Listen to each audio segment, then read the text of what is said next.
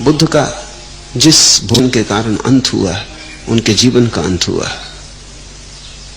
उस दिन भी वे उपदेश करना नहीं भूले। आखिरी भोजन जो उन्होंने किया वो विषाक्त था।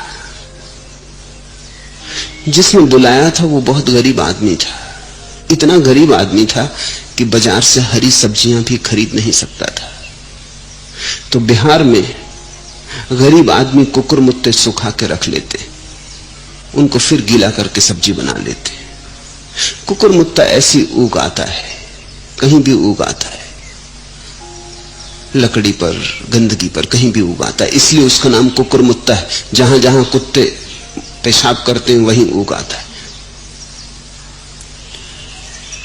कुकुरमुत्ते इकट्ठे कर लेते हैं गरीब और उनको सुखा के रख लेते हैं, फिर साल भर उनसे भोजन का काम चला लेते हैं। कभी कभी कुकुरमुत्ते विषाक्त होते हैं, अगर विषाक्त भूमि में या किसी विष के करीब पैदा हो गए। इस गरीब आदमी ने बुद्ध को निमंत्रण दिया, उसके पास कुछ भी न था, कुकुरमुत्ते की ही सब्जी बनाई थी। बुद्ध ने चखी तो वो कड़वी थी। बात तो साफ हो गई कि वो विषाक्त थे, लेकिन वो सामने ही पंखा झल रहा है और उसकी आंखों से आनंद के अश्रु बह रहे हैं और उसके पास कुछ और है भी नहीं। और उसे ये कहना कि तेरा भोजन विषाक्त है, उसके हृदय को बुरी तरह तोड़ देना होगा। इसलिए बुद्ध चुपचाप बिना कुछ कहे वो विषाक्त भोजन कर लिए। भोजन के करते ही विष फैलने लगा, लेकिन उस दिन, उस आखिरी दिन भी वे उपदेश देना नहीं भूले। और पता है उन्होंने उपदेश क्या दिया? उन्होंने अपने भिक्षुओं को इकट्ठा कर लिया, गांव के लोगों को इकट्ठा कर लिया और कहा, सुनो, दुनिया में दो व्यक्ति महाधन्यशाली हैं, वह मां जो पहली बार बुद्ध को भोजन कराती और वह व्यक्ति जो बुद्ध को अंतिम बार भोजन कराता। ये बहुत धन्यशाली व्यक्ति है जो सामने बैठा है। इसने इतना पुण्य अर्जन किया है, तुम कल्पना न कर सकोगे। और जब भिक्षुओं को पता चला बाद में, जब वैद्य आया और उसने बताया कि तो विषाक्त भोजन था, बचना मुश्किल है, तो आनंद ने बुद्ध को कहा कि आपने ये किस तरह की बात कही कि अत्यंत धन्यभागी, इसने जहर दे दिया। भला अनजाने दिया हो, मगर इसकी मूर्खता का परिणाम भारी है।